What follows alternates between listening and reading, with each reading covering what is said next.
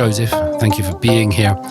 You've been in Korea since 2005, and since being here, you've not only adapted to Buddhism more broadly, but you've also formally taken the 5 precepts, the Great Vows, in 2008.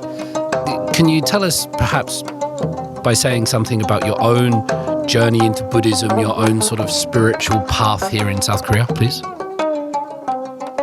Oh, I came here, I was quite young, naive, didn't really know much about much, and I was really curious about shamanism.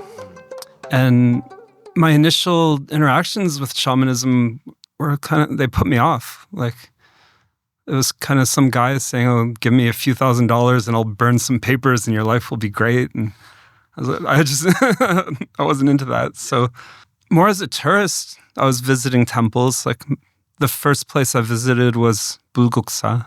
It was like nowhere I'd ever been, but at the same time, I had a feeling of being home. Like, there was just something very pleasant about it. And so I started going around to the big temples and eventually going with Korean friends. And it kind of started, they said, oh, when you come into the hall, you have to bow. And, okay, so I bowed. And someone else was like, well, if you're bowing, you're a Buddhist. I'm like, oh, maybe, I don't know. So it was just kind of this slow progression. And and eventually I learned enough about Buddhism that I thought I agreed with it. Tell me something more about the temples and going there and seeing them, because perhaps as we grew up, we saw lots of churches or synagogues, mosques, but Korean Buddhist temples are not something we see a lot of. So what did you see? Initially, it was just the outside buildings. I didn't go into the halls for a long time. I wasn't comfortable. I didn't realize how welcoming they are. I felt like I was intruding, maybe. So I appreciated the settings and the architecture. I like the old, like where I'm from in Nova Scotia, like old is like a 50-year-old building is old. I would plan my weekends around kind of which famous mountain temple I would go see, but it was a long time before I really started to become more curious what I was looking at. And can you perhaps say something about, I know all temples are different, but you said they're quite welcoming, and there is a level of formality, generally taking off your shoes. Some temples like you to enter from the door on the left. But a couple of weeks ago, we were in a temple in Paekdamsa. My father-in-law fell asleep in there. There was nobody there, and he just lied down. And can you tell us about the inside of the halls, or what they look like to you, for those that don't know? Interestingly, the halls actually represent a ship. Okay. So if you've seen the paintings of kind of the dragon boat carrying, like, that's what the hall is actually meant to be. So you have the pillars are almost like the mast, and you have the Buddha, who's kind of the captain of the ship, sailing towards, hopefully, enlightenment, I guess. It depends, too. Like, there are the big, large, giant halls. I find those can be intimidating at first.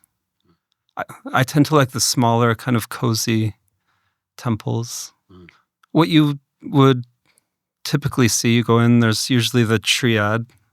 It could be a single Buddha in the center with 2 bodhisattvas. It could be the 3 Buddhas.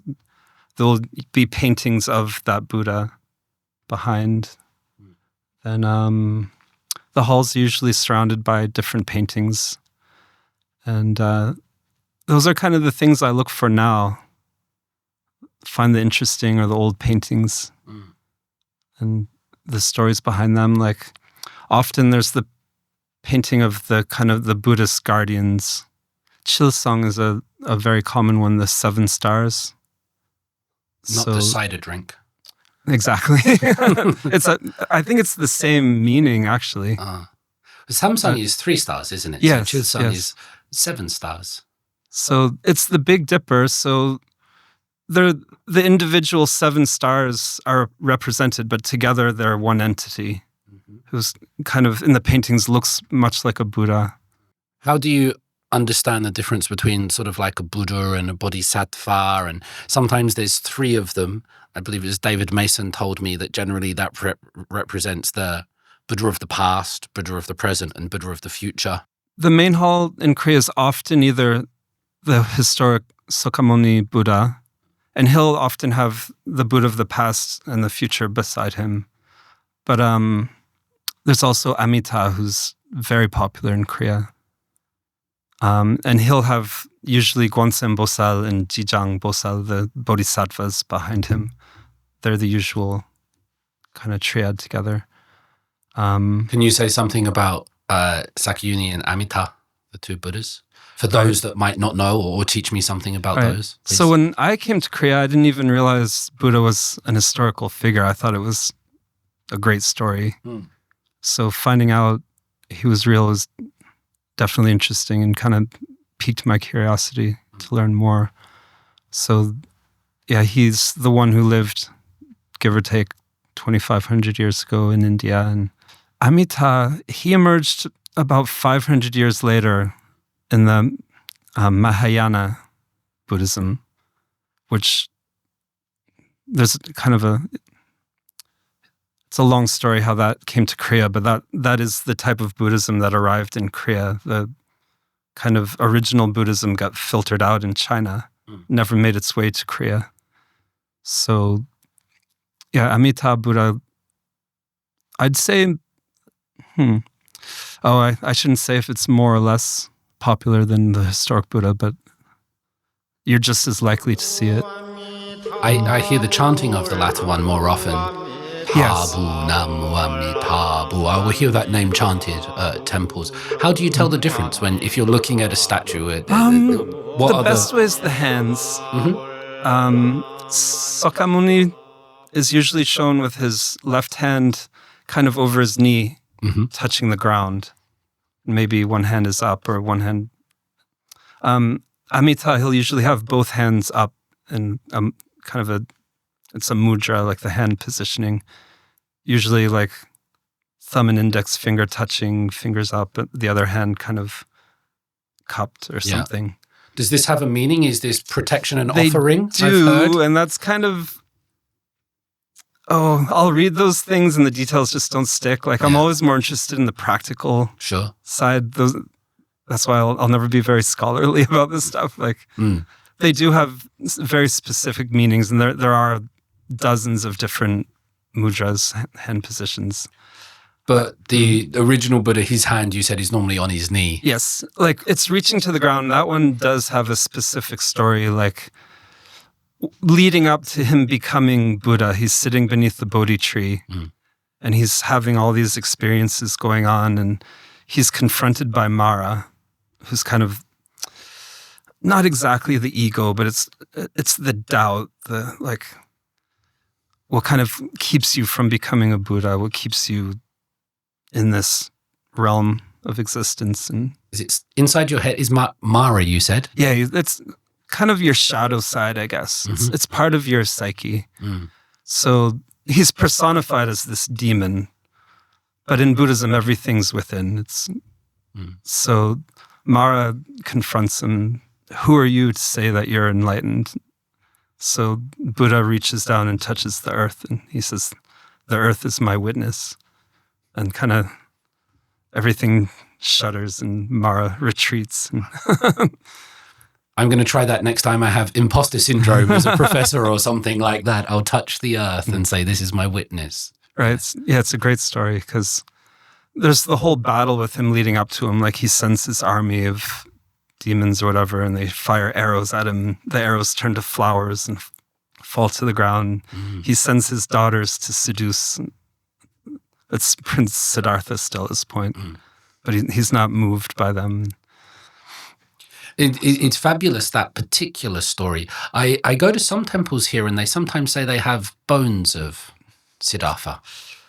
You might have heard or seen those stories. Yeah. But you were saying how it's interesting that it was a real person with a historical legacy. Right. Yes, it's something I never learned in Canada about that. Yeah.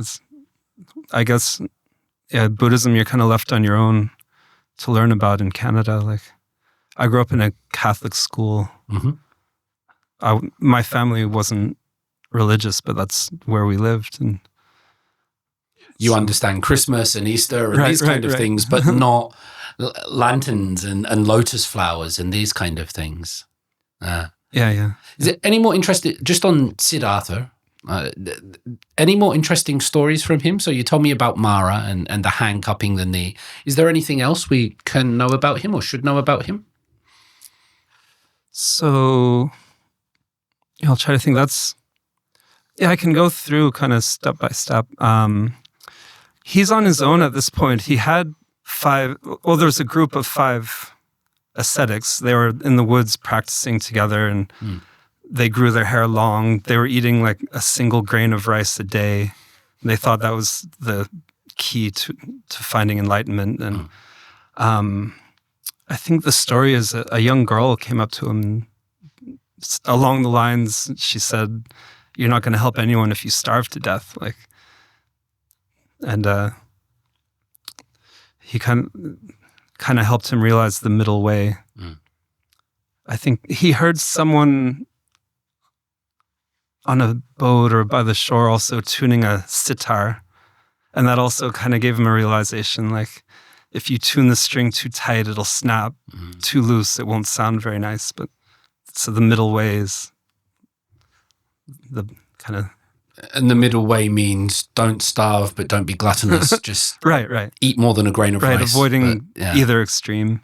So I think she gave him some like rice porridge or something like that, and his friends shunned him, like, "Oh, look at bougie Siddhartha eating food." And so they parted ways. And after his enlightenment, when he became Buddha, he just stayed still for several weeks, just in that kind of that bliss. And he had a lot of inner dialogue, like, how will I teach this?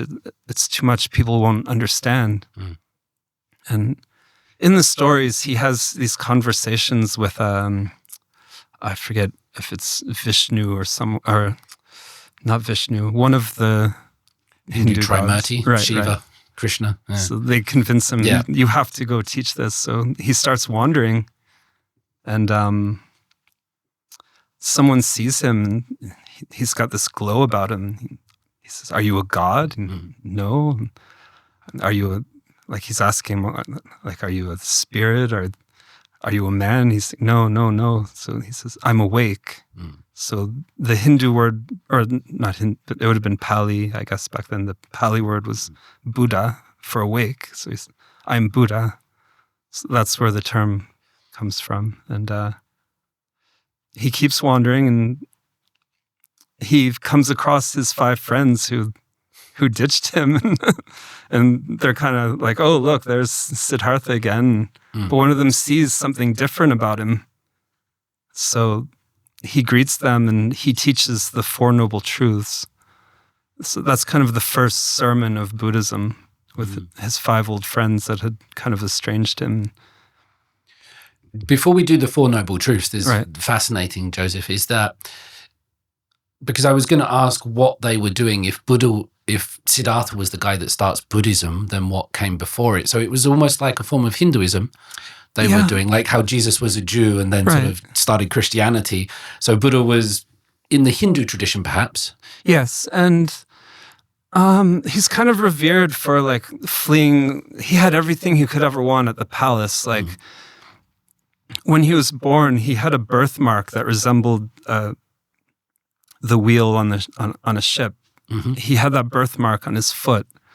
So kind of the soothsayer or something said he's either going to be a great leader of men or like a great religious leader. His father wanted him, he's king. Yeah. It's war tribes back then. He wants him to be the great leader of men. So he completely shelters him in the palace. And he's not aware that there's sickness. He's not aware that there's death or pain or anything. So it's kind of made up that it was so wonderful of him to leave that all behind and leave the palace and search for that meaning. But it was actually very trendy at the time. What was trendy? To go out and be amongst it. It's like class cosplaying or something, class tourism. Right, kind of the O's term, like the hipsters or whatever. Yeah. So there's... he had a contemporary who was very similar. Jainism. Mm-hmm. And they were maybe a little more extreme. Like I've heard they would sweep the path in front of them to avoid stepping on even the tiniest of insects or something like that. But from what I understand, I haven't looked much into it, but very similar teachings. So he comes out of the palace, he sees this, he tries with his friends first, finds the middle way after hearing the sitar and the woman's idea that you can't teach anyone if you're starving, becomes awakened, glows, and then he teaches the Four Noble Truths. What are these Four Noble Truths, or what does he do to his 5 friends then? So to sum them up, the first kind of life is suffering. And nowadays people discuss is suffering the right word. There's a few different translations. Suffering seems very big and difficult. Like, oh, are we really suffering right now? But it feels quite sort of goth or something like that. Right. You know, life is suffering. But like, there's different words like life is thirst, or life is craving, life is dissatisfaction. And subtly, those are a type of suffering. So suffering probably is still the most appropriate word to use. What did he mean by it? The second, there's unavoidable suffering, sickness, death, pain. But then there's kind of self-inflicted suffering, like cravings. And I find those are the really difficult ones to really grasp and face within yourself. Addictions and sex is a big one. I think that's generally considered one of the most difficult, the craving for sex. So yeah, those just kind of anything that kind of puts us out of our peace of mind, I guess, like stressing about the traffic. Yeah, where to park. Right. Yeah. So I think just throughout the day, there's 1,000 things that could cause like minute sufferings. And so life is suffering. I didn't realize how big a role sex played in it. Well, he doesn't specifically mention it, but it's just something that's kind of recognized when you do study this stuff, that's a big one. He had no children? He did have a son. He married quite young, and it kind of makes him sound like a jerk. He abandoned his wife, but she was in the palace. She had everything. She was well taken care of. I'm now thinking of the movie Spring, Summer, Autumn, Winter, and Spring again. The Korean, who's the director? Not Kwon In-taek. Kim Ki-duk. Yes. And that revolves around sex and lust and desire and abandonment of children, doesn't it? Yes. I didn't realize how closely it was maybe to the original Siddhartha story. Right. There's another movie, I think it was a French director. I think it was based more in Tibet, but similar thing. There's a monk who's been meditating out in a little tiny mountain hut, and they find him, he's almost like a skeleton, like he's totally stiff. So he's been on this great retreat, and you think he's a Buddha, but throughout the movie, it doesn't take long for him to fall back into kind of the lust of life and similar things. So that's the first noble truth. Life is suffering or craving, desire, unpleasantness. And the second is, there are, inevitable suffering and then self-imposed suffering. I haven't looked at these in so long. I don't know if those, I forget now if those are together or separate. But finally, he taught you can reverse the cycle. So the Eightfold Path. It's kind of, don't ask me to name them. I won't ask you to name them all, but can you give us an idea of it or what the Eightfold Path is? Right. It's like correct ways to live skillfully. Like in Buddhism, you tend to avoid saying good, bad, like that. But there's skillful and unskillful means. So like proper action, proper speech. Like are your words and reactions hurtful? And they basically all revolve around that. Like living in the kind of best possible way, not to cause harm. Not to cause harm to other people, not to cause harm to yourself, or is that the same thing? Or yeah, I want to say, like, further down the road, you realize that it's the same thing. But for most people, yes, others and yourself. Are these? I'm jumping ahead a little bit now. That's fine. Yeah.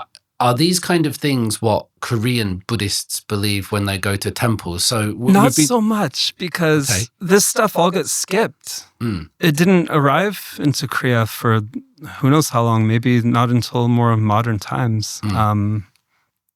So like I said before, after Buddha's death, Buddhism was still pretty much a cult until King Ashoka.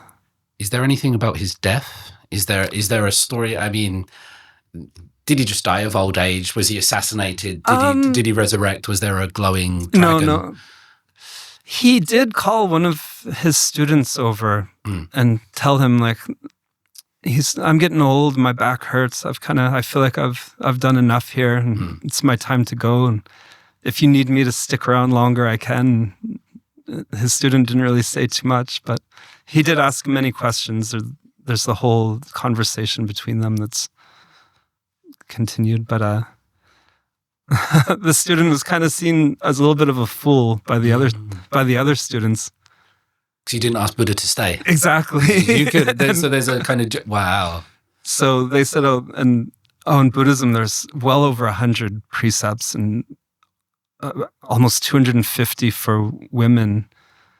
So they said, what about the precepts? He said, Buddha said, just keep the important ones. And, what were the important ones? I didn't ask. So they kept them all. But one story is that he ate rancid meat and died of food poisoning. But he says, like, don't blame the man who gave me the food. I ate it, like, I kind of as if he knew, like, it was kind of his way to go. I wouldn't have imagined Buddha eating meat. Right, let alone rancid meat. I thought where's your salad? Well, I'm stereotyping here, but yeah, they would go out in the morning and they would beg for their meal, and the rule was you eat what's given to you. Buddha said it's not okay to have an animal killed for you. But if you're given meat, you eat the meat. You accept what's offered to you. That kind of makes sense. Yeah. It's almost like what we do today, isn't it? Right.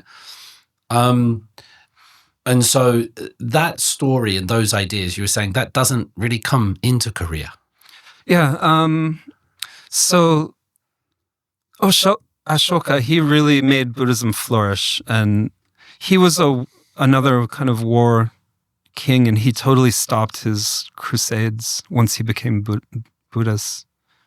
And he spent a lot of funds building temples and spreading Buddhism. So it kind of spread out in all directions. And it kind of went north through Tibet and then across to China. And by the time it arrived, that's about 500 years later, and that's when the Mahayana is developing. And this is where the bodhisattvas are emerging, and Tibetan Buddhism is really starting to emerge. And the Chinese people preferred that. So they kind of disregarded the old Buddhism.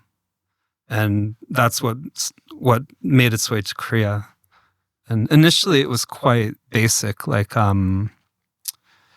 they studied kind of the precepts and kind of the very, very basics of Buddhism. Like, what are some of these precepts?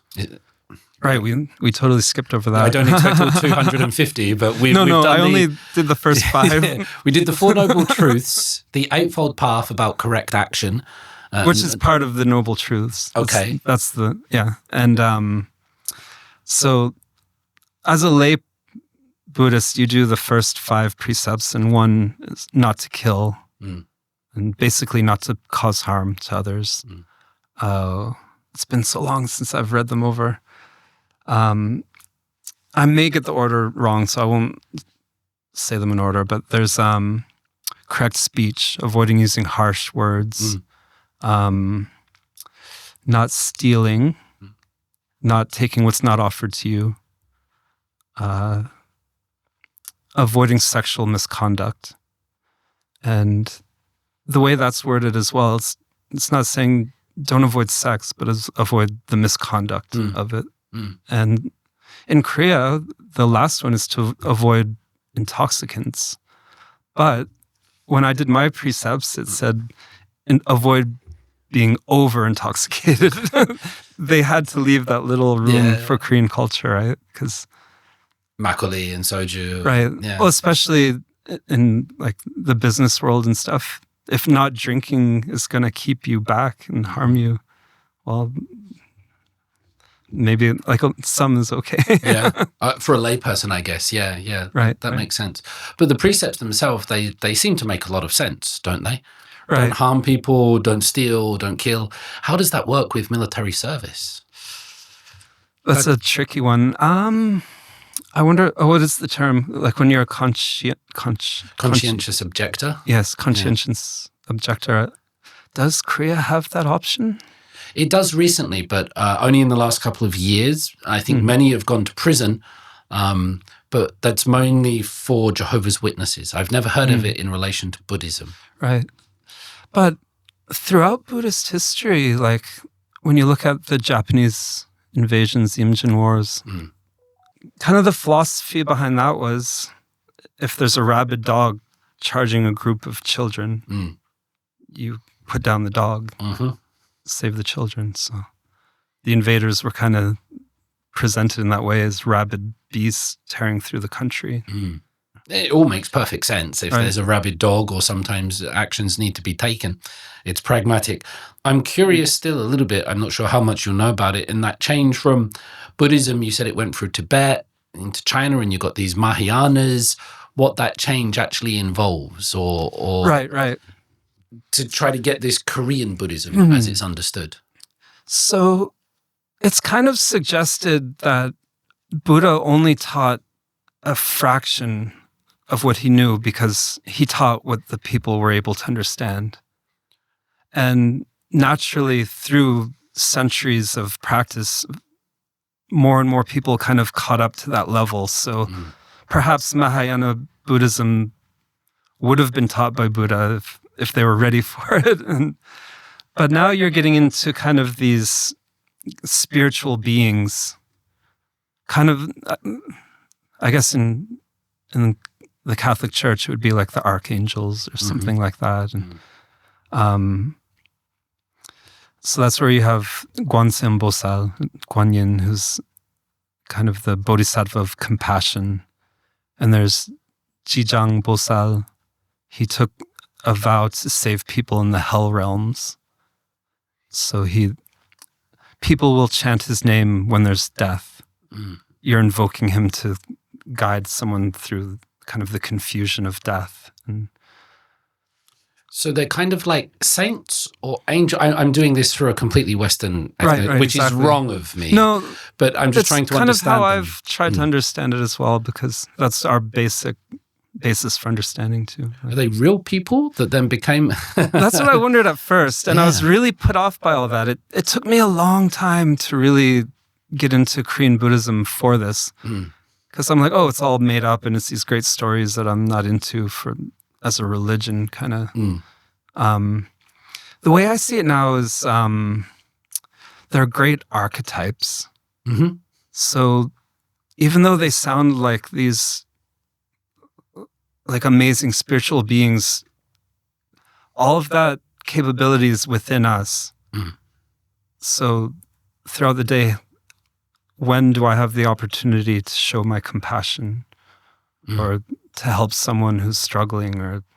So that's kind of how I've adapted it for myself. But then you listen to some Zen masters who are considered enlightened, and they do talk about spiritual beings, and it catches me because I try to avoid beliefs that can't be proven. But at the same time, is there a way that we can kind of kind of play mental gymnastics for that to be possible. Like, can you raise your awareness or your consciousness to a level that you can continue beyond your body? And be like, in that sense, because in a way, that's what we believe Buddha did to enter nirvana. Like he left, he continued once his body was finished. And I think that's what you mean by archetypes, when you become the embodiment of a king or a teacher or a ruler or a mother, whatever it might be, that you are sort of embody something so well that you almost live forever, or that's how people think of that particular role. And I'm also slowly coming to the realization that although I ask you all these questions, for you this is a reality, and so I'm sort of prodding at your beliefs and I don't mean to be insensitive about it. Which I think you're very courageous to talk about it. Because it's something I was thinking of on the way up. Like, why am I avoiding having beliefs? What part of me thinks it's wrong to have a belief that can't be proven? Like, because I've been saying for a while, like, I like these ideas rather than saying I believe, but there is a part of me that does believe that this is possible.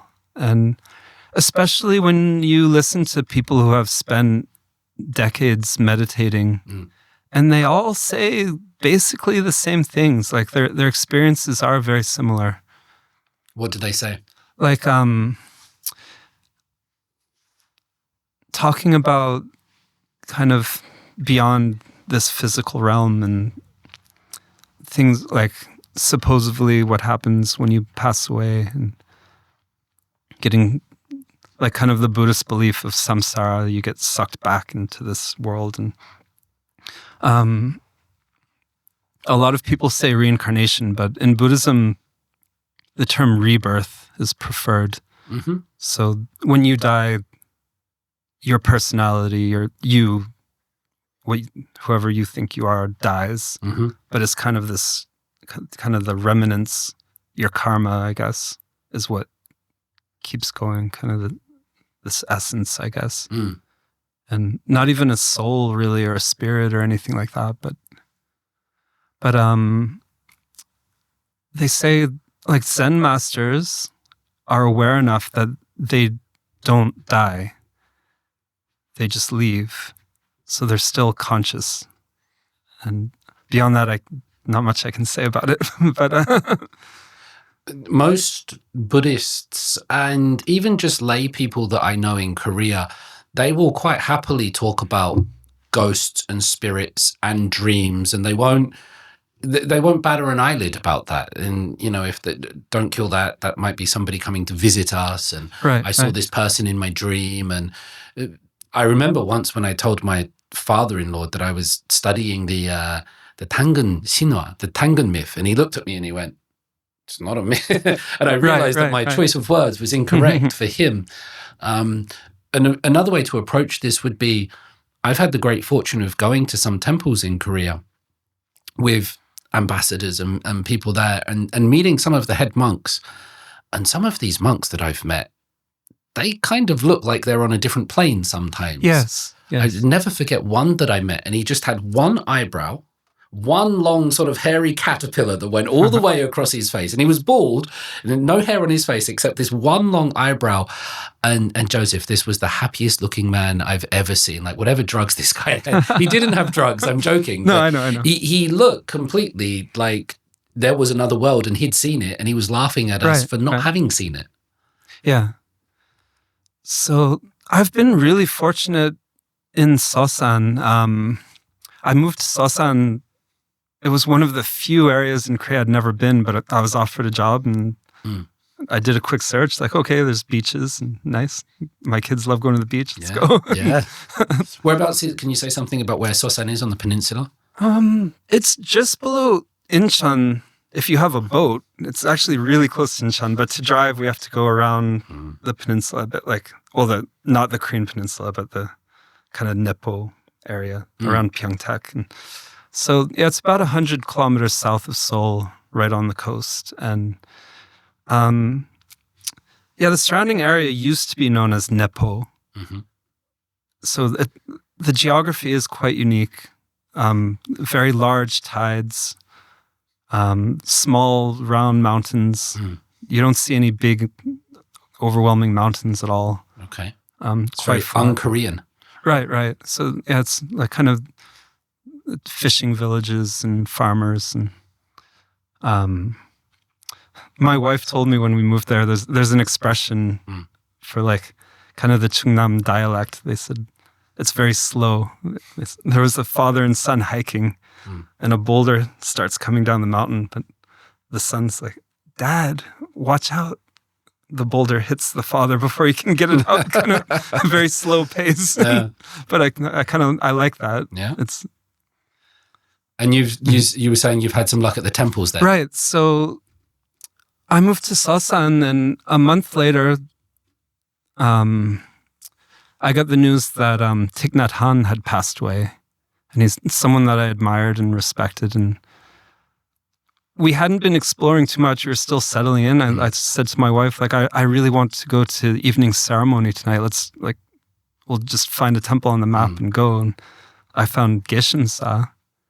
And my wife didn't like the name. She said, "Oh, it sounds like a dog name." But it does, yeah. A dog test or something. Right. Shimsa, yeah, Geshin-sa. Who was it that passed away? Sorry to interrupt you. Thich Nhat Hanh. I don't know who that is. Okay, he was a Vietnamese monk.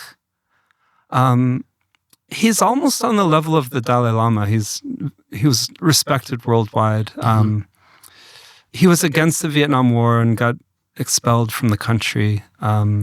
His temple, I think, was in France, Plum Village, and he's written many, many books. So yeah, he was Mahayana, very similar to Zen. So different than the Dalai Lama's style, but the core is always the same. But, he had a stroke a few years before, so it was kind of, I was expecting the news. I was surprised that he'd lived quite a few years after. But we get to Geshin-sa, and I was just really impressed. Like, very small, very cozy, compact temple, but we go into the main hall and there's a stunning Amita Buddha, like more beautiful than any other one I'd seen in Korea, like really stunning. So yeah, I was just really impressed. We did ceremony and went back home, and I started looking into it, and they don't know how old it is, but it was repaired in the 1300s. Wow. And it's not even a national treasure or anything. It was just recently upgraded to a treasure.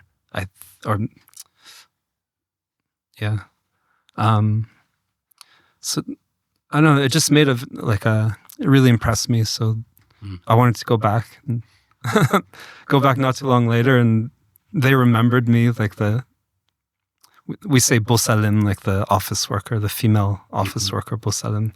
She remembered my name and everything, called me over, and she tells me some temple history and stuff. So like really quickly, I made a kind of a bond there.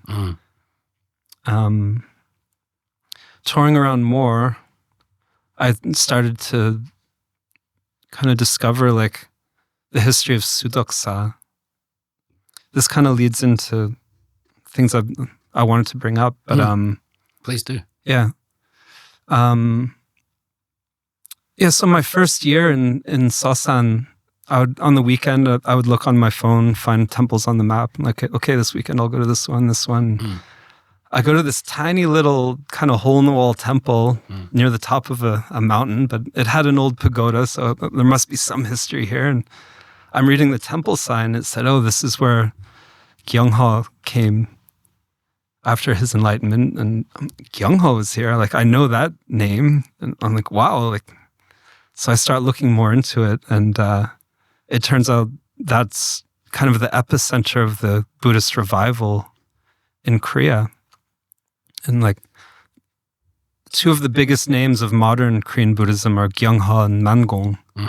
And that's where they were together, this tiny little temple. And the main hall is kind of a U-shaped with rooms heading back, and you go around the corner, and there's Mangong's room and Gyeongheo's room.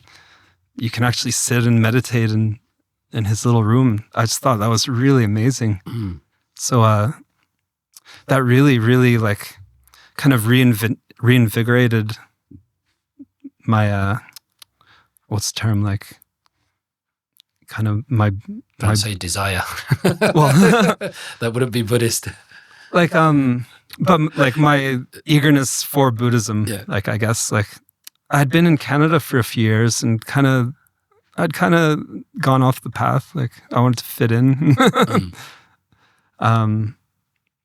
So yeah, that really got me back on track. And so since kind of the epicenter was right there, all of the head monks in Seosan are really well respected and like very like they've all spent decades meditating and they're all great teachers, and that's really uncommon.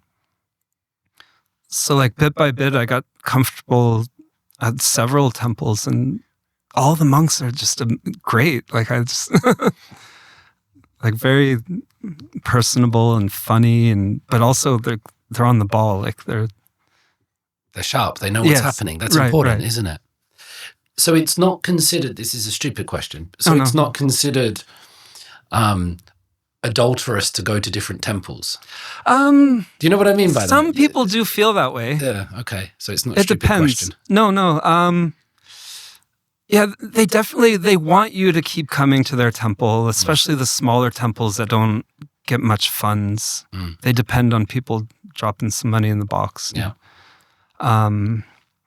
The reason we came back to Korea, my mother-in-law was sick, and it was a matter of time. We didn't know how much time we'd have with her. So once she passed away, we chose one of the small temples to do the ceremony for her. And so that's kind of a major donation to the temple. Yeah. But yeah, they do depend on that. So, but I don't know. I'm too free for that. If I had to say I had a home temple now, it would be Geshe-sa. But I'm not particularly attached to it. Like, can you, before we talk about the two figures at the epicenter of the Great Buddhist Revival, can you say something maybe a little bit about the monks? You said in the region there were some respected monks, or can you just say something about, I don't know, personalities or characters? Because monk feels a very empty term, but these are kind of people, aren't they, with personalities? Yeah. And when I came to Korea, my idea of monk was huge. I thought they're all automatically enlightened Buddhas, and then you get to know them, and you're like, okay. Maybe they're more like us than we realize. They're just trying. Hopefully, they're trying harder. That's not always the case either, but I'd rather not get into that stuff. There's enough of that in the news. But the head monk at Geshe-sa, like Geshe-sa is the bigger temple of Seosan, so it's busy. Like there's a lot of business side he has to deal with. Like, it's not uncommon to even see the mayor visiting the monk there. So I had met him 3-4 times and still had to introduce myself each time, but I kind of liked that about him. Like, the mayor or the head monk? The head monk. Okay. Yeah. Probably the mayor as well. Yeah. No, because usually, like, as a foreigner, you show up and it's kind of like, oh, there's a foreigner here. And that's how the office staff remembered me, I assume. Like, oh, there's the foreigner guy. Like, but that must not have impressed him that I was a foreigner. And I enjoyed that. I'm like, I'm just a guy to him. Like, and he sees something different, maybe. Or just doesn't see anything at all. Just because I'd even given him tea once, and he thanked me for the tea. And the next time they brought me to introduce him, and he's like, "Oh, who are you? What's your name?" kind of thing. But maybe he's waiting for a certain answer from you. Right. Yeah. But once I got to know him, there's a temple out in Mungyong, Bongam-sa, that's been totally shut off from visitors. Like, it's quite strictly. There's only a few temples in Korea that have gone to that length.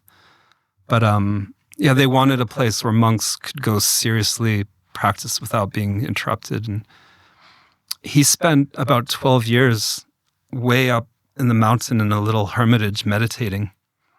He said in the winter there'd be snow up to their waists, like that. They were really like stuck up there. But I just imagine 12 years meditating, like what he must know. There's some wonderful memes about it, Joseph, where somebody sits down to meditate and then they do really well and people come and flock around them and they receive all these awards and then they wake up and they're in the same place that they were when they started meditating. It's almost as if time or something flows differently. Yes. And yeah, those are topics that come up. Do you meditate? Yes. So the head monk of Geshe-sa, even though he's quite high in the hierarchy of monks. He opened meditation classes for lay people, which is almost unheard of in Korea. Usually you need to pay a lot of money and go to some special class. But this is very down to earth. You come into his tea room, you have tea and kind of a talk for a couple hours, and he'll give you a question maybe or discuss your progress, and then we meditate together. Initially, it was 3 hours, and people found that too much. So now it's 2 hours. It's 2 hours of meditation, like sat in a lotus position in a temple with a monk, with your eyes closed. Eyes slightly open. Okay. You want to stay grounded. Okay. With your eyes closed, it's very easy to drift, but with your eyes slightly open, you look at the floor in front of you, and that keeps you grounded. Generally, you'll meditate for about 50 minutes and then do 10 minutes walking meditation. So it kind of gives your legs a break and gives your mind a break. Does it work for you, meditation? I mean, do you... Yes. Oh. That's really what drew me to Buddhism. Having ADHD and never treated for it, I'm all over the place, and in my youth I kind of embraced the kind of craziness, but as I got older now I'm embracing it. But I'm embracing not being crazy. But meditation really, really helps. It's trying to stay focused and having that control within myself. That's interesting. I don't mean to speak about an experience of which I don't know, but trying to seek internal solutions or maybe solutions that people have had for thousands of years and tried to pass down, rather than always leaning on modern medicinal things like that. Right. I'm not saying they don't have a time and a place, but in my case, I wonder if medicine would have been the right path. I was diagnosed in the 80s. And it wasn't understood then, and I remember being told like, "Oh, it's a made-up thing. They just want to push drugs on children." So it was kind of brushed off, and that's why I was never treated. So they just told me at school, "Don't sit by the window. You'll be too distracted." So, but then as I grew up, and I was like, "Why do I struggle so much?" And I started looking into it on my own. It kind of blew me away. How just this little thing explained my entire life. But along with possible medication, like meditation is highly recommended. Is it easy to meditate? No, definitely not. It sounds hard to sit still for. Right. So the meditation I've been doing at Geshe-sa, it's been about 1.5 years. It's chamsan. Okay. So that's very Korean. You have like a Hwadu, a question. The monk gives you a question and you meditate on that question. And you should keep meditating on that question throughout the whole entire day, and everything you do, you should be focused on that question. But I find that actually makes meditation easier. You have something to focus on. It's not just empty your mind, because that's almost impossible, isn't it? Exactly. But focus your mind. And emptying your mind definitely is valid and useful, but I think people really need a lot of tutelage. They need guidance to do that properly, because you end up kind of getting angry at yourself, which isn't helpful. I guess the questions are probably kind of personal sometimes if it's guided or with a monk, but what kind of questions would they be asking? It's very personal. Like not as in, oh, it's too private, I don't want to tell you, but the monk should get an idea of who you are and find something suitable for you. But there are like kind of intro ones. Like one, there's a duck inside a glass jug. Someone put it there when it was a little baby, and now it's full grown. You can't break the glass jug. You can't harm the duck. How do you get the duck out? And we don't have time for that now. Okay. Can I have 15 minutes? Is there an answer, or is it a koan? Or is it a koan being a There's an answer, there's 1,000 answers. Okay, right. But one person's correct answer could be another person's incorrect answer. And it's up to the monk to figure out where you're coming from with your answer. That's perfect. So the answer shows your understanding. And that's why you ideally have a high-level monk who can see through you and tell you if you've got it or not. My mind immediately went to fill it with water. I don't know, that probably doesn't work. It doesn't get it out, but I know that ducks like water. And so it's like, well, if the duck's stuck in a bottle, the duck must be pretty unhappy. So if you fill it with water, I don't think the physics of it works, but at least the duck's got some water. Right. So kind of, I can give away this one a little bit. The point of any of the questions, from the very basic to the advanced ones that I have yet to hear, the answer is always within. You always have to look within. Yeah. So that's scary. Yeah, it can be. It can be. Especially like we're used to, in the West anyway, we're used to being told that salvation is outside. It's very easy, I think. I've always found it amazing that in stereotypical depictions, the West is logical and rational and scientific, and the East is kind of this orientalist, exotic fairies, goblins, and all the things that go bump in the night. And actually, it's kind of the reverse. The West with sort of heavens and hells and external worlds and things like this. But as I've always understood from my very limited perspective, Buddhism is, it's all kind of right here. Right, exactly. And that's the core of Korean Sun Buddhism. It's right inside you. The answer is there. Sun Buddhism, as I understand, is similar to Zen Buddhism? Yeah, so Zen is the Japanese name that's been popularized throughout the world. It comes from Chan, Chinese Chan, Korean Sun, Japanese Zen. It's the same word. So when I asked you if the duck and the bottle was a koan, essentially it is, because I know that koans are related to Zen or Sun Buddhism, which are these circular questions that are designed necessarily to provoke enlightenment. The most famous perhaps being, if a tree falls in a forest and nobody hears it, does it make a sound? And And it's to kind of break our way of thinking. We're very structured. Everything is what we think it is. So the Hwadu, the koan, tries to get kind of to wake you up to the kind of the illusion of your mind. And on the practicality of doing this, Joseph, you sit with a monk at Keshimsa, you do this. Do you do it in Korean or English? In Korean, which is difficult. My Korean's actually not very good, so I use a translator. And it's very brave of you to use a translator. I mean, to have the humility to use one, I think, though. Right, and I think I'm the only person there under 60. So it's mostly retired people who have a lot of time. Lots of old women I find at temples. Yes, this temple does have a few more men than usual. Okay. And there's a couple retired school teachers and principals. Their English is like decent. They'll help me.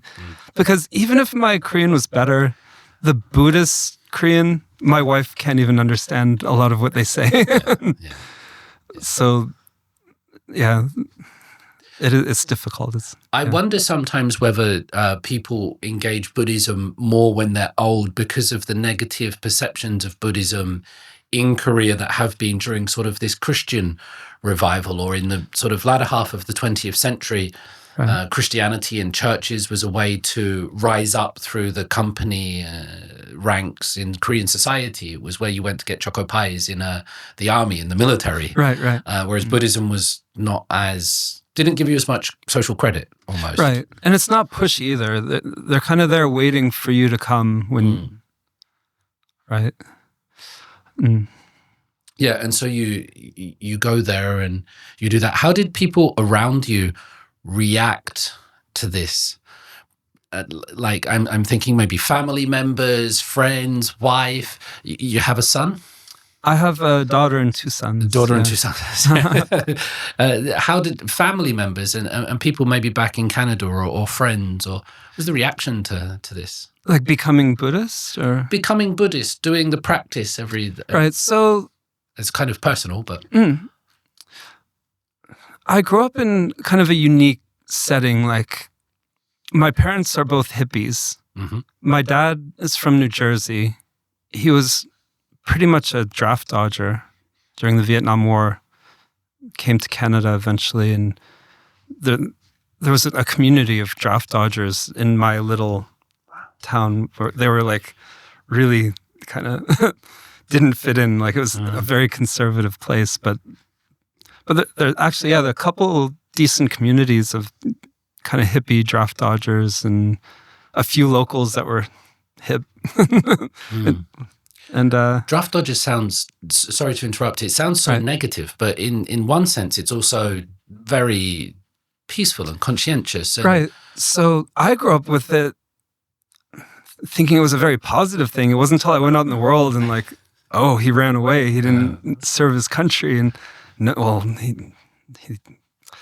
I think Vietnam wasn't such a noble cause, really. I think there's a difference between defending your homeland from invasion and being sent overseas to do something you're not quite sure about. Right. And he told me in high school, on Monday morning, they would put the flag at half-mast and they would read the list of boys from that school who had died that week. So already that's ingrained in him, like you go to Vietnam to die. So he was in university and he and his roommate were both drafted. And they're, you got the letter? Yeah, you got it. Okay, let's go. Oh, wow. So they had a lawyer advising them. So they would go town to town, write a letter to the government. We're here waiting. And they would get the reply from the government, move on to the next town. Finally, they made it to the south of the Florida Keys. They couldn't go any further south. They flew to Puerto Rico, and their lawyer said they've already reached their quota of Puerto Ricans. So they went right to the base in Puerto Rico. We're here when you need us. And they spent, I think, about 3 years kind of living on the beach and enjoying life. When the war ended, they went home, but I don't know about his friend, but my dad was kind of shunned. They didn't know if he was dead or alive for years. So his buddy called him up and said, let's go to Canada. And my wife is from, I can't believe I said that. My mom. Not a Freudian slip, I hope. I think I'm just tired. No. My mother, she's from Nova Scotia, but grew up in New York. Okay. And yeah, she couldn't wait to get back to Canada once she was old enough. So they met there. So yeah, kind of having a hippie New Age upbringing. It was kind of, nobody was really surprised when I showed up in Korea and started getting to all this stuff. It was kind of what I was into already. Back to my actual wife. I met her at Bongensa in the temple. So yeah, that was kind of established that she was Buddhist, meeting there. So, that's cool. Yeah. It's a very interesting family story, especially with your father. It just makes me reflect a little bit more on what's happening in the world today and how sometimes the past isn't so far away, and and the privileges that we have not to be receiving such letters at the moment. Right. Or to even have the possibility of letters coming through us, because, that's not that long ago. When I was at university in the south of England in late 90s, early 2000s, there were always sort of Buddhist-type shops around, like hippie shops and head shops. Right. And they would have like wind chimes and dream catchers and little kind of like Zen gardens that you could sit and brush sand in that you could buy for your house. And I remember always being fascinated by that stuff, even from an early age. It's good that you've found it here. We didn't talk about the Great Revival and these two figures. So you said they're the two most important figures in the Buddhist revival or in modern Buddhism. Right. And I don't know who they are. Okay, so we can start with Gyeongheo, who was kind of the first really influential monk back in the 7th century. Just for the record, I know Gyeongheo. Okay. But say something. Yeah. So Gyeongheo is kind of remembered as this wild monk who's really out there. And Gyeongheo is seen as the second Gyeongheo. Were they directly study? Is this kind of like a what am I thinking? Like a Plato, Aristotle, or sort of a Freud and Jung type thing? So Gyeongheo is 7th century. Gyeongheo is 19th century. Oh wow! Yeah. So I guess backstory is important. You are aware at the beginning of Joseon, Buddhism was banished and shunned. So that's 14, 15, like 300-400 years of Buddhism being banished and shunned. No monks in the capital city, I heard. Right. All out into the countrysides. So most monks went further down south, but temples really struggled because they weren't supported by the community. So, they had to grow their rice, grow their gardens. If they didn't, they would starve. It was a struggle. They were kind of seen as social pariahs, like kind of on the level of a street dog or something. If you were a monk, you were not respected at this time, especially like Gyeongheo. He was born 1849. His father died when he was a boy. So he was from Jeonju. He walks all the way to, the edge of Seoul with his mom. His brother was a monk at a temple. I don't know how to pronounce it correctly. Ewang, close to Hanyang. Okay. They go there to find his brother, and at a young age, he becomes a monk. But he, being young at the temple, they expected him to do a lot of the chores. So he's fetching water, fetching wood for the fires, all that stuff. And he's not really taught anything until a Confucian scholar shows up and takes interest in him and teaches him. And he immediately memorizes everything. He learns all these Confucian texts. And he's like a genius at it. The head monk of that temple disrobes and sends him off to Gyeongsan. He said, "There's a good monk there that will teach you and take care of you." And so he heads over there, still quite young, but he has a reputation now as someone who remembers all these texts, dozens of monks start showing up to learn from him. So not only Confucian texts, but also the Buddhist scriptures, the important stuff for them. He gets an urge to visit his old monk back up in Seoul, so he starts walking. He gets to a village around Cheonan. It's pouring rain. It's getting night, so he's knocking on the doors looking for a place to stay, and they're all looking at him. "Are you crazy? Get out of here." And he finds out there's an endemic going on. People are dying. people are people are getting sick, dropping dead. That's why nobody's letting him in. So he goes and finds an old tree to sleep under, and he's terrified. Did I catch this sickness coming here? Am I going to die? And he spends the night terrified of death. And he remembers a Hwadu, a Kwan, saying, "The donkey's work is not yet finished, but the horse's work has arrived." And that he gets obsessed with this Kwan somehow, so he heads back to Gyeongheo, and he sends everyone away, all of his students, go elsewhere, find another teacher, and he locks himself in a room. So he's going to solve like his fear of death in this Kwan. So he locks the door. He puts a little hole. Someone can give him a handful of rice each day.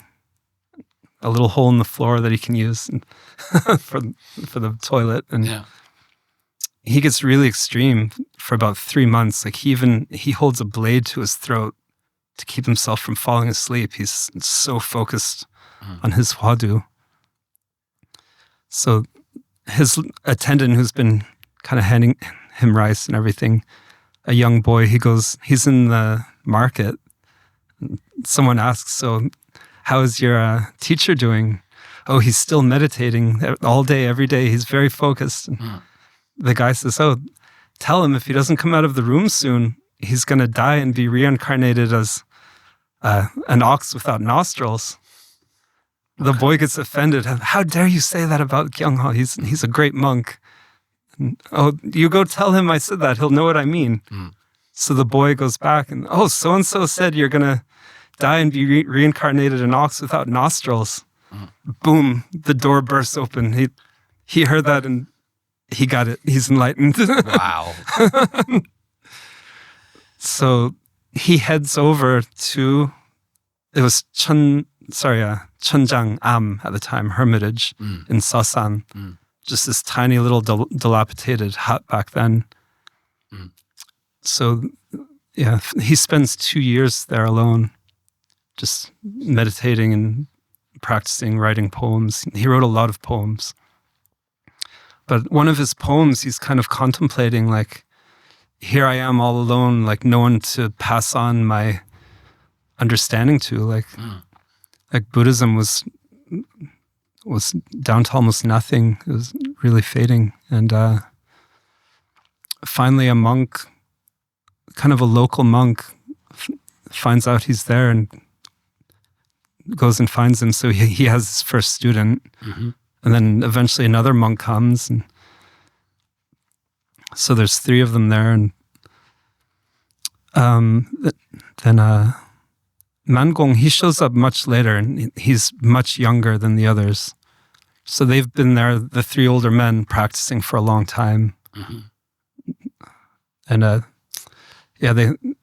he was kind of, he didn't want to take Mangong initially. You're too young. Like, what does a 14-year-old know about Buddhism? He said, "Oh, in Buddhism, is there age?" So Gyeongheo looked at him. He said, "You've just eaten the Buddha. Come with me." So he brings him up. That was their first meeting, and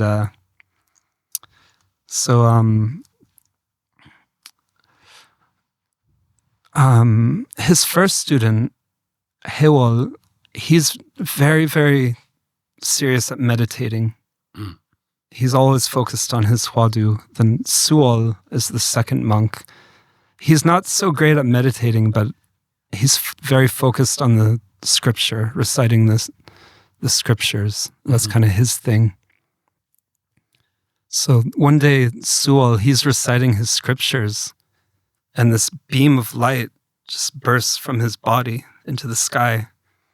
And the villagers come running up the mountain. They think the temple's on fire. They're like, "Oh, no, it's Suol." Like, that was kind of his enlightened moment. Wow. Like he burst into light. And they said after that would happen quite often when he was meditating. This beam of light would radiate from him. And after that, he could memorize everything immediately. He didn't have to sleep anymore. Haewol, his story is quite funny. He had a little cave in the rocks around the corner from the hermitage. He would sit and meditate. So one day, Mangong says, "Oh, we haven't seen Seoul in a few days. We should go check on him." It's the middle of winter. So they go over to the cave, and there he is, frozen solid. Mangong, he's quite upset. Like he's died. Yeah. Gyeongheo looks, says, no, there's a little bit of life in him. Go get some warm water. So yeah, they rescue him. Wow. When you speak about these people, Joseph, it almost feels like you're speaking about friends. I mean, the enthusiasm or the way you talk about their personalities and their lives, it almost feels... And these are quite recent, aren't they? Yes, so this is... it would have been the late 1800s at this point. 150 years or something. Yeah. Yeah.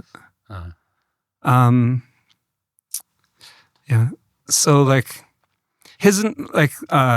Hill's enlightenment, it's not quite as dramatic as the others, but like he eventually gets it. Mangong, when you read their interaction, it's kind of like, oh, okay. But whatever, like Gyeongheo saw that he was enlightened, kind of sends him on his way, tells him to go south and spread Buddhism. But Mangong, he had a hard time. Like, again, being young, they're always sending him on chores and take care of this, do that. And so he gets his Hwadu from a visiting monk. And he realizes he's too busy with all the chores for the senior monks here at Cheonjanam. So he heads off to another temple, like quite a ways away, close to Magoksa, close to Gongju. And he's there practicing his Hwadu for about 2 years. So one day he's meditating and all of a sudden a hole opens in the wall. He can see straight through. He can see the mountain, the birds, the sky, the clouds. And I'm enlightened, I got it. He runs all the way back to Cheonjanam. It's quite far. He bursts into Mangong's room. I'm enlightened. I can see through the walls. I'm unhindered. So Gyeongheo looks at him, takes his bamboo stick and whacks him on the head. So he like blacks out. The walls are back, everything. He's like, "Are you still unhindered now?" He said, "No, it's gone." He said, "It was an illusion. Keep trying." Oh, wow. So when I first read that, I burst out laughing. Yeah. It's kind of... But I'm sad at the same time. And I'm also thinking of Kung Fu Panda. Right. Like, all of these images. So like, I'm skipping a lot. Like, they spent about 2 decades together, Gyeongheo and Mangong, and they're recognized as being like the tightest bond between teacher and student, possibly in like Korean Buddhist history. There's not really any other pair like them. But he didn't take it easy on him, though. Like That's Korean. Yeah. That's the way. Right. Is there, when you talk about these Hwadus or these koans, these questions upon which people will meditate and reflect and contemplate, you have many, don't you? But there's one, or is there one that's... Because the way I was hearing these stories was like, this is your one. Right. Oh, I think there's over 1,000. I've only heard a few. Okay. Generally, you're not supposed to talk about your Hwadu. You don't want the answer to come from outside. Right. So I was given one and the monk told me, don't even discuss this with your wife. This is between me and you. And when you have your answer, you come back to me. Wow. And he's going to hit you with a bamboo stick. He threatened it. He did. Yes. Because these guys are so recent and so nearby, it's like we're talking like in Dharma terms, like you hear Dharma brother, Dharma uncle. These are the Dharma grandparents of the current monks. So not much has been lost in the style. So I arrived in Korea a few months after Seosan Desa passed away. And I wonder if you've heard of him. No. Okay. He went to America in the 70s and came back with quite a few American students. And they started a whole school themselves. Seosan? Yes. Okay. It's spelled Sung. Yeah. Yeah. But I believe they call him Seosan, though. It doesn't quite match the spelling. Hesa being sort of great monk or something. Great teacher. Great teacher, yeah. Tell me something about Seosan desa. Yeah, so, he's in the direct lineage. I believe his teacher was Mangong's student. Mm-hmm. So they were still alive. They overlapped. So you have these kind of crazy, wild stories, like a lot of stories of booze and sex and all kinds of stuff. But from kind of a Western perspective, where you want to say Buddhism is like this and the precepts are this, it puts some people off. But from kind of the Zen point of view, they're on a different level. It's not the same for them. The rules become very different. and that's similar a little bit to Gyeongheo or the stories around him, of playing in brothels or bars or things like this and passing enlightenment that way. Impregnating the princess. Impregnating a princess, yeah. It's almost like sort of boys' stories or tales of this. It's fascinating to me, the idea of the relationship between the teacher and the student, or how you're describing this, how you're describing the lineage of information being passed down and what great teachers can do to us. When I had Dr. Jocelyn Clark in here, I'm not sure if you're aware of her. I know of her. I haven't met her. Plays wonderful kayagam. Right. And, I have mutual friends. Yeah. She, in learning the traditional Korean music and the pansori, the gugak, the kayagam, she sleeps at her teacher's house and they have to wake up and do 3 hours practice and then eat breakfast and then do more. And that kind of relationship, I think, it's very important in these things. It's something that almost gets lost in a world of modern individualism and isolation and separation. But and I find in modern times, we don't go hard anymore. Everything's a hobby, or when you have a bit of time, or I know kind of just the way our lives are set up. It's different now, but I think of like Paganini, who cut the webs of his hands so his fingers could reach longer.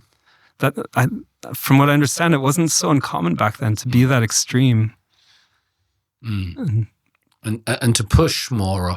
I mean, I have this question in education, Joseph, when I look at a lecture hall full of people, how hard should I push them? Because if I push really hard, 2 or 3 are going to become amazing. And they're going to really benefit, and I'm going to lose the rest. Right. Not only in terms of attendance, but also in terms of interest and academic development. But if I go for sort of teaching a more moderate pace and moderate level, moderate requirements, I'm going to be able to take it sort of everyone along with me. And so I'm constantly torn between those. And hearing your stories about sort of pushing each other, I just want to go back and make sure I understand the story of... tell me his name again. Daehaeng? Gyeongheo. Gyeongheo. It means empty mirror. Gyeongheo.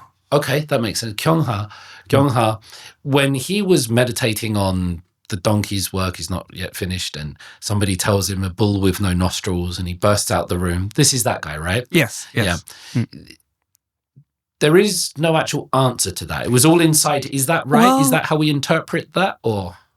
There is kind of an answer. From my understanding, this is actually an older Hwadu that's used to really test somebody. Okay. The ox with no nostrils. How do you tie a bull ring to an ox with no nostril? I thought you were going to say, how does an ox with no nostrils smell? Terrible. Right. Yeah. So an ox with no nostrils is free. Because he can't be tethered. But now that I've told you that, it takes the power away from the original question, right? It's very powerful when you realize that on your own. Tell me about ox herding. Because your Instagram, which is wonderful, by the way, is full of not just photos, but fantastic photos. It's the kind of thing that you can look at and be blissed for a while. Your Instagram account is called Ox Herder Photography? Yes. Ox Herder, it's a series of Chan Sun Zen poems Oh, it's at least a few hundred years. I don't know how old they are. From China. And it's a metaphor for the Zen path. So there's kind of the wanderer. He's out in the mountain. He gets a sense there's something more to life. Like there's something more going on here. So he looks down, he sees the footprints of the ox. So that kind of sets him out on the path. And through the bushes, he sees the tail of the ox. So it's kind of the first glimpse. The ox represents the mind. So once he sees it, he tries to tether the ox, and it's a huge battle. The ox has been roaming free for eons, doesn't want to be contained. So yeah, it's a huge battle. And finally, they both kind of exhaust themselves, and they sit, they rest, and they get used to each other. And in the beginning, the ox is brown. At this point, while they're resting, you see the ox is usually depicted the front side white, the back side still brown. The next image, the ox is completely white, and the monk or whoever, he's sitting on the back of the ox riding home. So finally, like, you've reined in your mind and it's going home peacefully. Like, in the old stories, it kind of ended there, but then it's been kind of extended where now the monk is back at his hut. There's no more ox. The ox is gone. The next image is just usually a painting of the mountain scenery. There's no ox. There's no practitioner. They're both gone. That's nice. Right. And in the final one, there's usually an old man, an old monk who's coming down, returning to the village. So you kind of have to come back, and your duty now is to teach what you've learned. That's the Mahayana tradition, I guess, isn't it? To tell them how to tame your ox. Right. I guess the point I never got to, you asked earlier, the key difference between a Buddha and a Bodhisattva, the Bodhisattva's great vow is not to enter nirvana until we can all go together, which I don't want to say impossible, but there's countless and countless beings stuck in this realm, but they're going to stay until we're all freed together. And so it kind of, on paper, it kind of seems like the Buddha might be the supreme being and Bodhisattva stepped down, but actually a lot of people consider that greater. Buddha kind of took his chance and left. He abandoned us here. But the Bodhisattvas, they're still here, vowing to help us. That was always the interesting thing for me, because I thought Buddhism was ascetic. It was leaving society. It was going up and sitting in a cave by yourself and things like that. And that's more the Theravada tradition, or the Siddhartha and what went into Southeast Asia. But here in Korea, it's very communal. Yes. The temples and all the actions together. It's about being together and sitting and learning. And I believe part of the monks' for lack of the better word, mission, like their duties is to reach out to the community. And it would feel like now more than ever, those that duty, that mission, that dharma, whichever word we might use, is more and more necessary, because perhaps the world, certain parts of the world, are safer, more comfortable, more convenient than they've ever been. Air conditioning, heating, subway systems, and things like this, medical, healthcare. But we're certainly not happier. Right. There's certainly a lot of sort of anxiety, discomfort. In Korean, it would be pulan, or we have everything, and yet why aren't we happier? Right. I think it's the loss of community. That's my personal opinion. Where now we can still have the things we had before, but now we need to pay for everything. You pay for a nanny, you pay for a tutor. It's all a transaction instead of just supporting each other naturally. But I also wonder, this might be along conspiracy theory lines, but how much is it planned that, like the newest technology and all that, is it intentionally distracting us from ourselves, from looking within, I wonder. Create a society that's more into consumerism. Well, if you atomize people, then it seems that you can control them more. It feels that way in terms of narratives, because in the past, for example, and I romanticize the past a little bit, but we all used to watch the same television. We all used to gather around the same fire, as it were. Right. And you would watch your grandmother's songs of praise, and then your father's cop show, and then the kids' cartoons, and you would all watch the same various contents and have different opinions on them. But now nobody knows what the other person is watching. We all have these private worlds that are not inside of us, but outside of us, and they're being created by other people. And I think that makes it even harder and harder for people to stop and put down a phone and to look inside. And that's why I think this conversation with you about, sort of 50 minutes, it's not doing nothing, but it's having a question. It's having community. It's having people around you that will help you. And it's also sort of being guided and being pushed and not being mollycoddled and assisted. One of the things I was wondering is, it's a very sensitive question, do forgive me. Is it possible for you to be accepted into that tradition? You understand why I'm asking? We think of Buddhists as peace and hippies and let's go.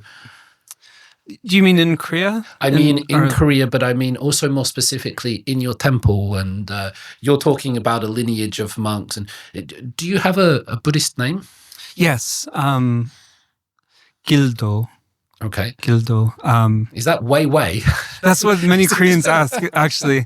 Well, my Korean's not bad then. So it does sound funny. Yeah. The Chinese character in Chinese is Ji Dao. Ji Dao. Okay. So the gil part doesn't mean road. Okay. And when it was given to me, I was told it doesn't exactly have an English meaning. It's a tricky one, but it's kind of like different words that can describe it as kind of light, happy-go-lucky, kind of very humanistic. Like luck is one way to explain it. So it describes you well. I don't know, but when you were saying those words, I was looking at you and I was thinking, yeah, that seems to suit the way you carry yourself. So I did my precepts with 3 friends, and all of us were like, wow, our names are us. Yeah. And you've probably never heard of Daehaeng Kun Sunim. She's part of this lineage as well. She? Yes. I don't hear much about female monks. Exactly. Yeah.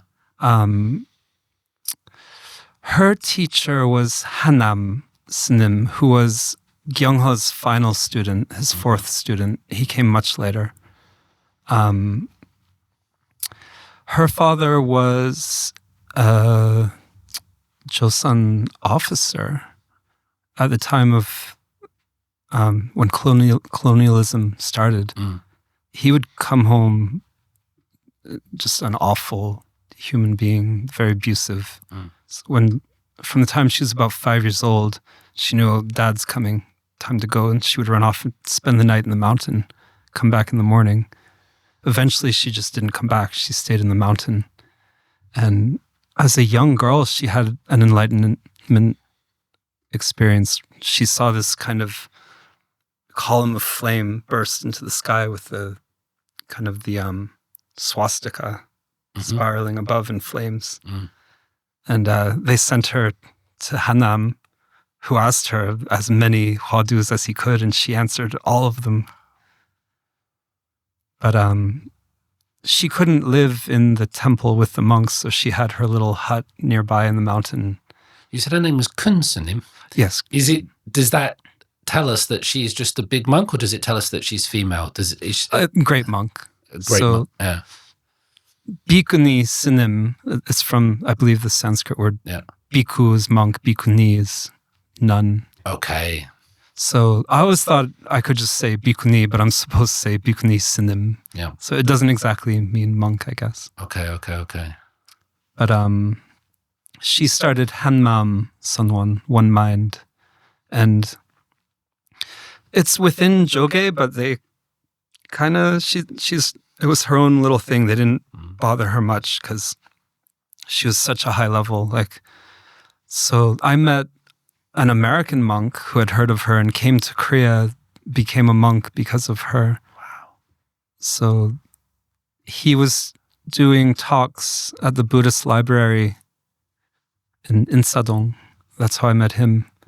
And when he heard I wanted to do my precepts, he said, oh, well, my teacher's like this very enlightened, like you should really do your precepts from her. Amazing. Yeah, so that's how I heard about her. He was teaching her book and stuff. He said she had many of the signs of a Buddha. And I'm almost reluctant to tell some of her stories because it sounds so far out there. Like people tend not to believe it. But can you give us? We've already had flaming right. swastikas on fire in the sky, and monks in caves that are frozen. And, right. So one story, like she opened her center in the 70s because she said people were coming and she was taking away their suffering, but then they didn't know how to deal with their own suffering. It was just coming right back. So she opened the Zen center to help teach people, and got very, very popular. So like, anyway, back in the 70s though, everyone's starving. Sometimes they would knock on her door and like, oh, Sunim, we have no more rice. And she'll be like, okay, I'll deal with it. And she would start meditating. And within 30 minutes or something, someone would show up with a donation of rice. Or there's stories of her like leaving her body to kind of use somebody else's body to like drag a drunk off the street or something like that.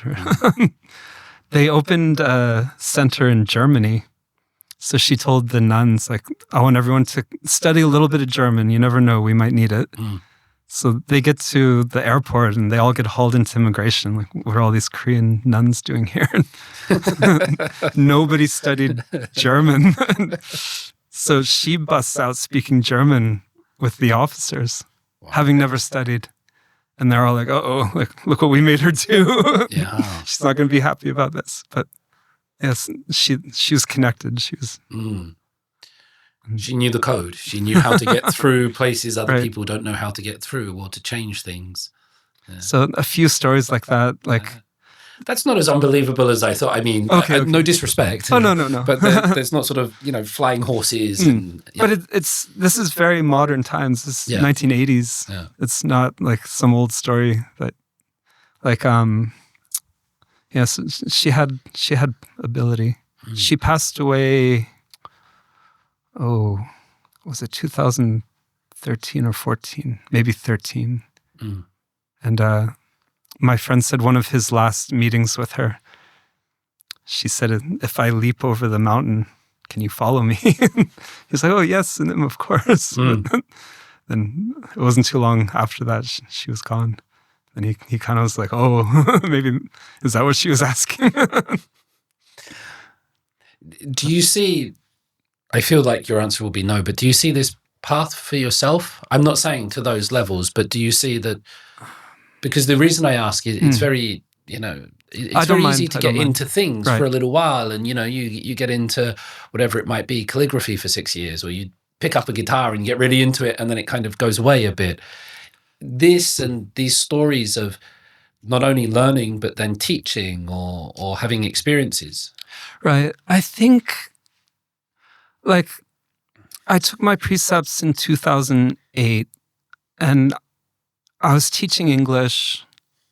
I liked Korea more than I liked teaching English. And I was having discussions with my monk friend about becoming a hengja. So it's kind of a, what's the word? Like, you're practicing to become a monk. Like, it's kind of a, what's the term? An apprentice? Yes, basically. Like, I think it's a few years.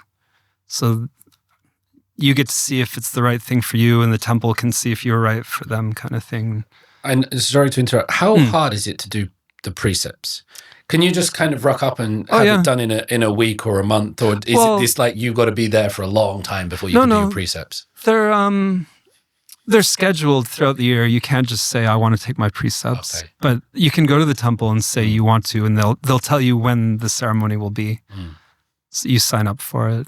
Okay. Yeah. So, yeah, I don't think they'd have any reason to tell you no. Mm-hmm. I wasn't asked to prove anything or... So you liked Korea, or you like Korea more than teaching? You were Hengda for a few years. Well, I wasn't. I was discussing, I told my friend, like, my contract will be up. I'm interested to do this. But then, like, a month later, I met my wife. Took that route. Yeah. So I think... And she said, pay the rent. And with 3 children, there's only so deeply you can get involved once you have that responsibility. I'm not going to ditch them for this. Right. No. So I think I'm content. Like, if I didn't have a family, that's definitely the route I would have taken. But yeah, I always did want to have a family, though. You're your own little bodhisattva in your family rather than going away, maybe. How do the children, young ones, react to it? They're kind of burnt out on the temples. They're not so interested in that anymore because they have to behave themselves and they can't run around, yell, and fight.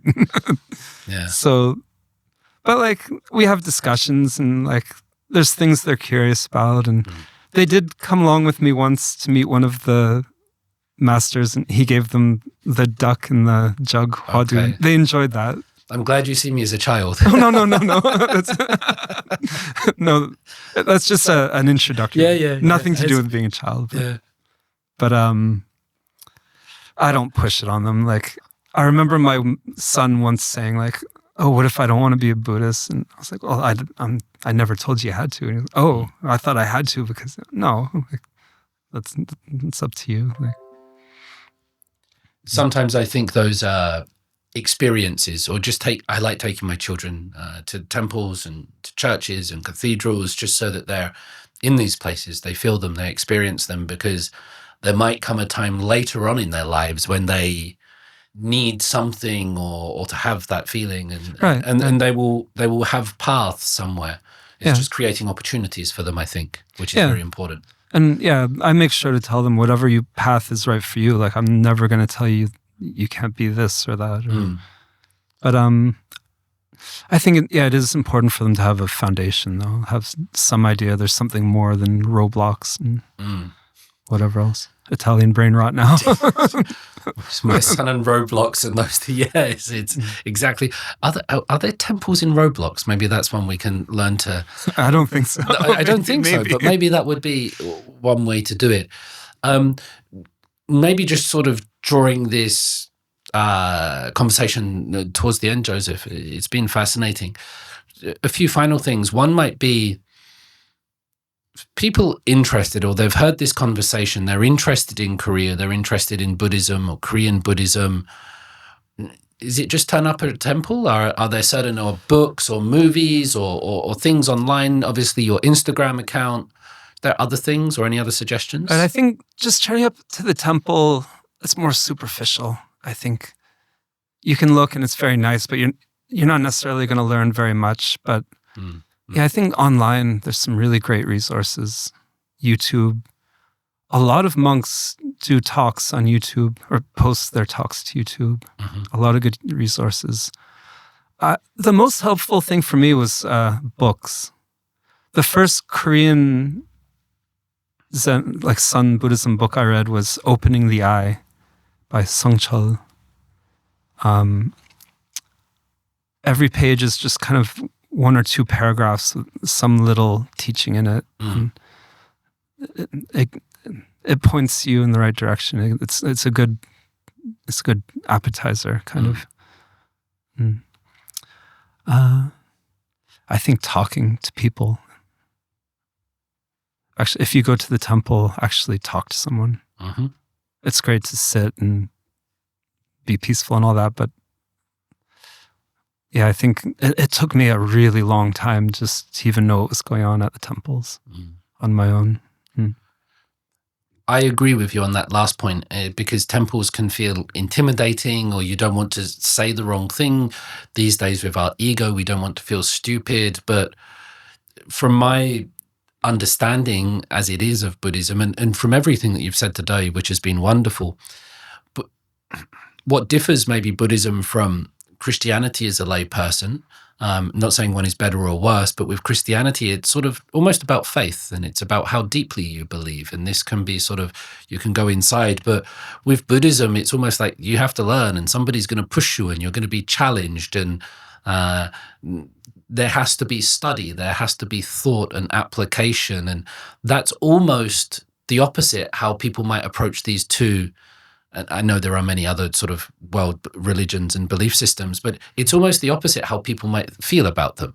Yeah. That Buddhism is kind of easy, happy-go-lucky, just be chill and zen and everything's right. And Christianity is very involved, and tithes and service and sacrifice. But Buddhism is almost hard work.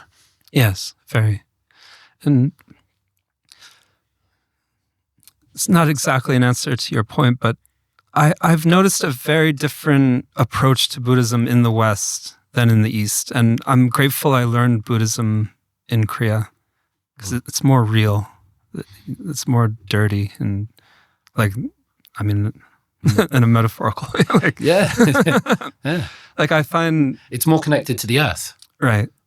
In the West, people really idealize it. Like, you shouldn't have any negative emotions. You shouldn't have any feeling about this. Like, you should almost be robotic. And that's not it at all. It's you have to, it's about fully being human and understanding that and seeing it for everything that it is. And it's a wonderful message. Perhaps to close it out, unless there are no other things, what message do you have at the moment, Joseph? Imagine being a teacher. Imagine that this is a YouTube video. Imagine, what does the world or people need to know at the moment? Yeah, I'll say, look within. Learn to trust what's within you. We get bombarded from, especially on social media. I think we get way more information than we're meant to receive as humans. It's not natural how much we receive. So, yeah, return within when you have a chance. Thank you very much. Yeah. Oh, thank you. It's been a pleasure. Likewise. And relax. Sure. That's it. Wow, Joseph, that was awesome, man. That was awesome.